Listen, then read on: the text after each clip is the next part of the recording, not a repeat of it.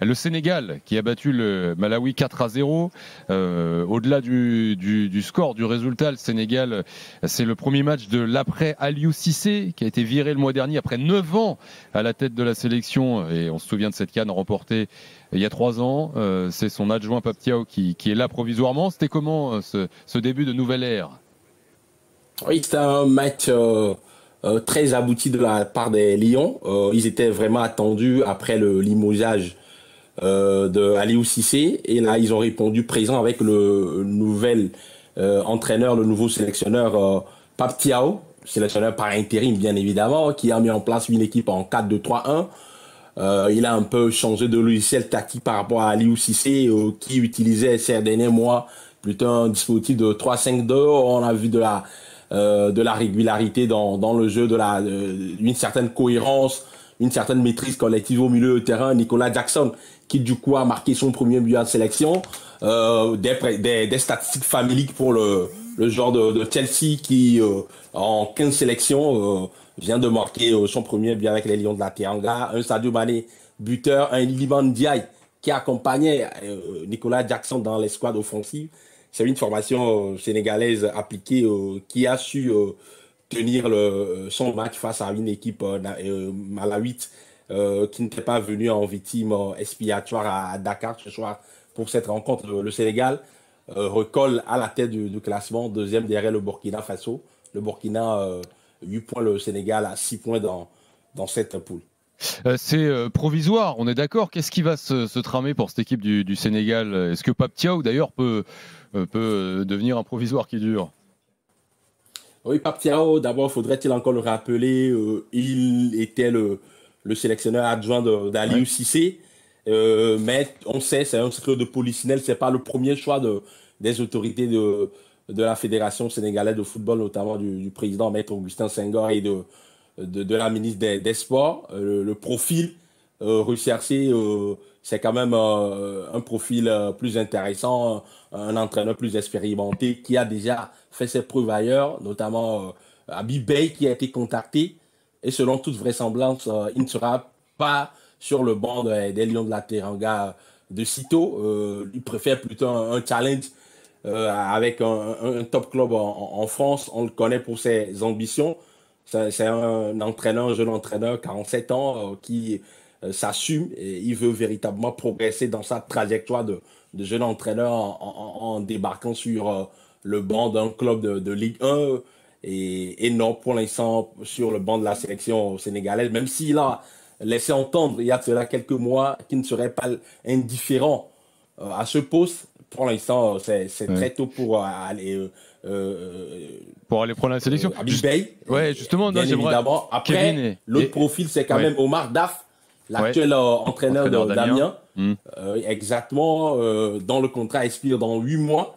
Omar Daf, ancien international sénégalais comme Habib Beye d'ailleurs, il a disputé la Coupe du Monde 2002 et cette belle épopée et ce quart de finale perdu face à la Turquie dans les prolongations. Omar Daf, il connaît bien la tanière pour avoir été entraîneur adjoint, l'adjoint d'Aliou Cissé lors de la Coupe du Monde en 2018. Et Aujourd'hui, Henri, oui, il est en Henri, fin d'aventure pratiquement avec Amiens. avec Amiens, ouais. Est-ce qu'il va accepter le challenge? En tout cas, c'est un profil intéressant qui pourra redonner une certaine allure à cette formation sénégalaise qui a été éliminée en huitième de finale de la Et dernière CAN face à la Côte d'Ivoire dans les séances de tir au but. est-ce que, Henri, c'est totalement impossible d'imaginer Hervé Renard? Parce qu'on sait que le Sénégal préférait un Africain, enfin un Sénégalais. Mais Hervé Renard, c'est vrai que pour le coup, évidemment entraîneur français, mais il vit là-bas. Bon, on connaît son histoire avec l'Afrique, mais bon, est-ce qu'on est sûr que ils ont fait une croix sur un Hervé Renard? Quand on s'attarde un peu sur les nouveaux dirigeants du Sénégal aujourd'hui, leur politique, c'est le PASTEF qui est au pouvoir avec le président Bassirou Diomaye Faye.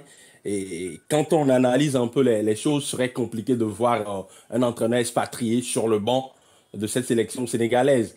Moi, j'ai eu la chance de parler avec quelques membres de la Fédération sénégalaise de football et je peux vous assurer que le profil recherché, c'est un entraîneur local et même si Hervé Renard était un entraîneur très respecté, on le connaît pour sa rigueur. Il a déjà remporté 2 Coupes d'Afrique des Nations, Oui. notamment avec la Zambie en 2012 et avec la Côte d'Ivoire en 2015. Récemment, il était pressenti pour prendre les rênes de la sélection ivoirienne lorsque Jean-Louis Gasset avait été limogé. Ça ne s'est pas fait, même s'il vit désormais à Dakar. Je pense que ce serait très compliqué de le voir s'asseoir sur le banc de la sélection sénégalaise parce qu'il y a une volonté affirmée de la part de ces autorités-là, notamment de la ministre des Sports, Kadi Gaye, et de la part du maître Augustin Senghor, le président de la FSF, par ailleurs premier vice-président de la CAF, de confier ses responsabilités à un entraîneur national. Lionel, je te pose la question, tu réponds si tu peux. Est-ce que justement cette priorité d'avoir un entraîneur du cru, c'est plus politique qu'autre chose? Comment te dire ça est-ce que quelqu'un qui pourrait arriver, un Hervé Renard, ne pourrait ne pas s'accorder avec les politiques et qu'en fin de compte, en ce moment, peut-être que les politiques veulent s'approprier un peu trop le football et que quelqu'un comme Hervé Renard n'accepterait pas? Est-ce que c'est ça, il est là le souci? Non, je ne pense pas. Je ne pense pas, même si c'est purement football. Le scénario qui a abouti au limogeage à la non-prolongation de contrat d'Aliou Cissé peut prêter le flanc à cette réflexion parce que justement, moi je considère qu'il y a eu immiscion, intrusion du politique dans le sportif en la matière, puisque justement c'est le ministère des Sports, sur instruction du gouvernement, qui a refusé de prolonger le contrat d'Aliou Cissé alors que les autorités de la fédération étaient d'accord pour le faire. Si on se base sur ce prisme, votre réflexion, elle est légitime. Mais après, quand je regarde un peu l'historiographie du football sénégalais, on a eu, le Sénégal a déjà connu des entraîneurs expatriés, notamment des Français, Bruno Mettu, qui a mené cette équipe en finale de la CAN en 2002 et en quart de finale de la Coupe du Monde en 2002. Et après, Aliou Cissé est venu prendre les rênes de cette équipe en remplacement d'Alain Giresse. Son aventure qui était un fiasco, je me souviens de cette élimination au premier tour de la CAN 2015.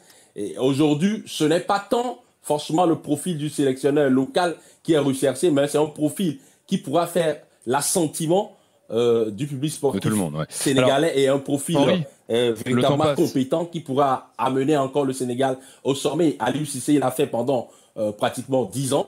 Il a remporté la CAN, la première de l'histoire du football sénégalais. Il a disputé le huitième de finale de la dernière Coupe du Monde en 2022. Donc, c'est dire qu'un local est capable également d'amener le Sénégal au sommet. Et sur ce prisme-là, on peut comprendre aisément la volonté politique de la part des autorités sénégalaises de pouvoir confier cette sélection à un entraîneur local. Le temps passe, on aimerait t'entendre sur d'autres sélections. Henri Akodo, journaliste spécialiste du foot africain dans l'after sur RMC. Le Cameroun qui s'est imposé face au Kenya ce soir 4-1. Là aussi, on est sur une sélection qui fait des vagues, et bien plus d'ailleurs qu'au Sénégal depuis plusieurs semaines. Mais là, ça y est, tout va mieux, tout est apaisé, tout le monde est réconcilié, les coulisses, le terrain. Comment va Eto'o? Est-ce que le Cameroun est... Comment va mon ancien entraîneur Marc Bryce? Voilà. Il y a une sorte d'accalmie autour de cette sélection camerounaise. C'est un secret de polichinelle. Il y avait une tempête. Il y avait eu des vents impétueux qui ont soufflé sur la tanière ces dernières semaines, ces derniers mois.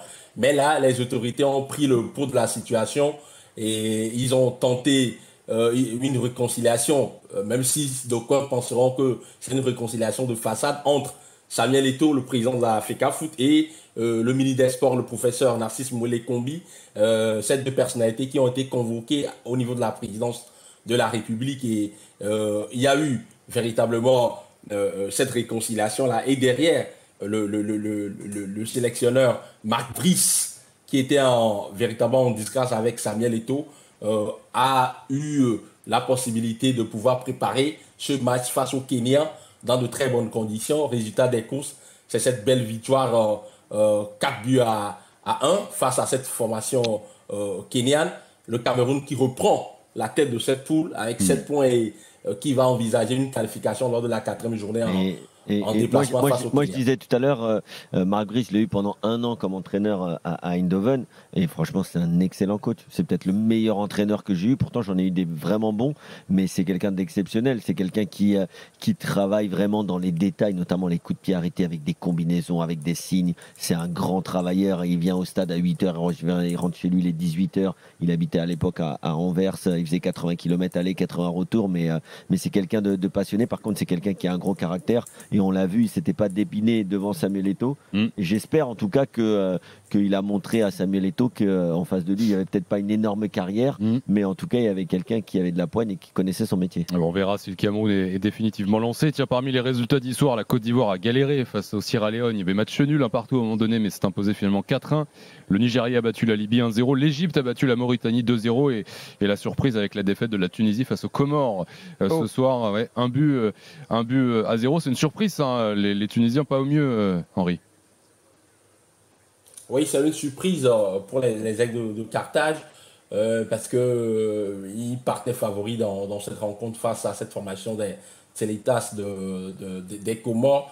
Mais les Comores, c'est une équipe qui est en nette progression, qui a eu une progression rectiligne depuis ces dernières années, cette première qualification pour la CAN en 2022 au Cameroun, même si derrière, ils ont perdu leur sélectionneur Amir Abdou, qui a depuis pris les rênes de la Mauritanie. C'est une équipe surprenante, très en place tactiquement, très disciplinée et qui joue ses coups à fond. Et on en a eu la preuve ce soir face à cette équipe tunisienne qui doit se ressaisir pour le match retour. Alors, Henri, ouvrons le dossier algérien. L'Algérie qui a battu le Togo 5-1 hier soir. Beaucoup de choses à évoquer sur ce match. On va être pris par le temps, mais qu'est-ce qu'il faut retenir? Est-ce que c'est capitaine Mahrez qui est définitivement revenu en forme dans cette équipe ou pas? Est-ce que le projet Petkovic est bien lancé? Exactement. Thibaut, le projet Petkovic est en train de prendre, la mayonnaise est en train de prendre. Il faut rappeler que dans ces qualifications, l'Algérie a joué 3 matchs, 10 buts, 1 encaissé, 10 buts marqués, 1 encaissé. Hier, face aux éperviers du Togo, ils avaient pourtant encaissé en premier, mais derrière, il faut saluer la réaction des Fennecs, une équipe tournée vers l'avant avec des circuits préférentiels bien affirmés, bien assumés. Un Riyad Mahrez qui n'était pas forcément au mieux de sa forme, mais qui a joué son rôle de leader charismatique et qui a pris son bâton de pèlerin et qui a véritablement enclenché cette bonne dynamique de son équipe. Un joueur comme Oussem Aouar, qui était le détonateur offensif de cette équipe algérienne. Bagdad Bounedia, qui était véritablement très actif. Benrahma, bien évidemment, transparent avec l'Olympique de Lyon, puisqu'il n'a pas encore marqué en Ligue 1 avec la formation rhodanienne, mais rayonnant avec cette équipe de la sélection algérienne. Il a marqué un doublé, il a été percutant, il a posé énormément de problèmes à cette défense togolaise. Moi, j'ai bien aimé l'activité de Rami Zerouki, qui a récupéré énormément de ballons. Et surtout, ce qui me fascine dans cette équipe algérienne version Vladimir Petkovic, c'est cette propension à se ruer très rapidement vers l'avant, un jeu de transition très rapide, avec une vitesse de course, dans une vitesse d'exécution, véritablement sur le déploiement offensif, des combinaisons, du jeu au sol, beaucoup de variété également, l'utilisation des demi-espaces. Mais après, le point noir dans cette victoire algérienne, cette victoire qui peut casser peut-être quelques carences, c'est véritablement la lourdeur de la charnière centrale. Moi, j'ai pas forcément aimé le tandem Rami Ben Sebaini, le joueur du Borussia Dortmund, et Tougaï, le joueur de l'Espérance de Tunis. Preuve en est, le premier but togolais venu d'une action anodine où les Togolais ont sollicité la profondeur et derrière l'Algérie a pris le bouillon et Clyde a marqué ce premier but là qui arrivait finalement les Algériens. Donc après cette belle victoire, elle est remarquable, mais il va falloir améliorer certaines choses pour Vladimir Petkovic dans l'optique des prochaines rencontres.